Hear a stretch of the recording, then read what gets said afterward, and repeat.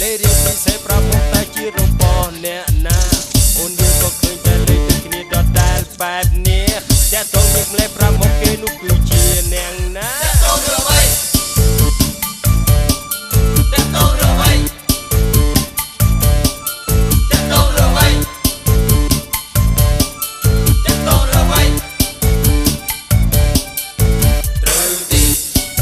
ឆ្លើយមកថាឆ្លើយមកណែឃើញទេគេទីស៊ីជួយអ្នកផ្សេងហើយតាហើយនៅតែមិនជឿ